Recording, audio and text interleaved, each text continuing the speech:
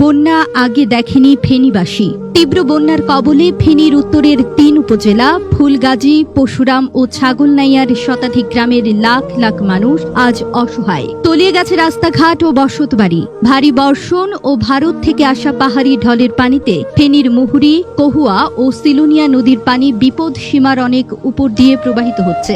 এর আগে প্রবল বৃষ্টিতে ২০২৪ সালের ২রা আগস্ট পশুরামের মুহুরী নদীর বেড়িবাঁধের ১২টি স্থানে ভাঙনের সৃষ্টি হয়েছিল। এরপর ৩ দিনের ভারী বৃষ্টিতে মুহুরী নদীর বাঁধের উপর দিয়ে পানি প্রবাহিত হয়ে ৩ উপজেলার ৯০% এলাকা ডুবে গেছে। বন্যার পাশাপাশি দুর্গত এলাকায় বিদ্যুৎ নেই।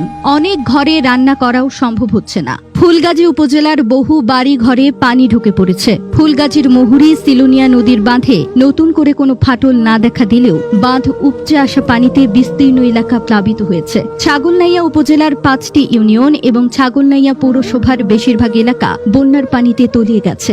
সব ধরনের গ্রামীণ সড়কে যানবাহন চলাচল বন্ধ রয়েছে। এতে বহু মানুষকে দুর্ভোগ পোহাতে হচ্ছে। এদিকে বন্যার মধ্যে ৪ জন বন্ধু বেড়িবাঁধের ভাঙন কবলিত স্থানে জাল দিয়ে মাছ ধরতে যান। এক পর্যায়ে রাজু প্রবল স্রোতে ভেসে যান। স্থানীয়রা তাকে উদ্ধার করে দ্রুত ফুলগাজী উপজেলা স্বাস্থ্য কমপ্লেক্সে নিয়ে যান। সেখানে কর্তব্যরত চিকিৎসক তাকে মৃত ঘোষণা করেন। তলিয়ে গেছে রাস্তাঘাট, পুকুর ও ফসলি জমি। কিছু কিছু এলাকায় মানুষের ঘরের ছাদ ও টিনের চালও ছুঁয়েছে বৃষ্টির পানি। এমন পরিস্থিতিতে আশ্রয় খুঁজছেন স্থানীয়রা। ২০২৪ সালের জুলাইয়ের শুরুতে মুহুরী, কহুয়া ও সিলুনিয়া নদীর ১৫টি স্থানে ভাঙন দেখা যায়। সেসব স্থানে মেরামতের পর আগস্ট মাসের শুরুতে বাঁধের আরও ১২টি স্থানে ভাঙন দেখা দেয়। ১.৫ মাসের ব্যবধানে ৩য় দফায় বন্যায় বাঁধ ভাঙনে প্লাবিত হয় শতাধিক গ্রাম। অবকাঠামো, ধান, ফসল ও মৎস্যে ক্ষতি ৩০ কোটি টাকা ছাড়িয়ে যায়। ১৫ দিনের মাথায় আবার বন্যা দেখা দিয়েছে। এবারের ক্ষতি আগেরটার চেয়ে ছাড়িয়ে যাবে।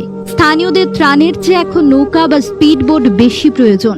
অনেকে বন্যা পরিস্থিতি এমন হবে বুঝতেও পারেনি।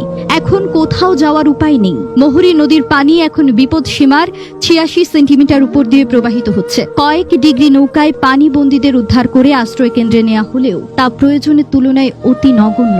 উদ্ধার কাজে এগিয়ে এসেছে ফায়ার সার্ভিসও। এছাড়া সেনাবাহিনী ও কোস্টগার্ড সদস্যরাও উদ্ধার কাজে যোগ দিয়েছে।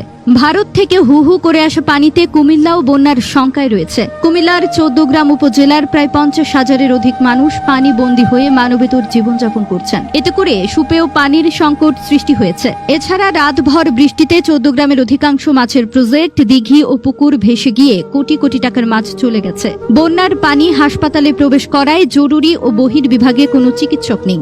হাসপাতালে রোগীদের ছাড়পত্র দিয়ে বিদায় করা হলেও বুক সমান পানি থাকায় রোগীরা বাড়ি ঘরে ফিরতে পারছে না। বন্যার পানি ফার্মে প্রবেশ করায় ব্যবসায়ীদের কোটি কোটি টাকার লোকসান হয়েছে। এমন দুর্দশার কথা কেউ কল্পনাও করেনি।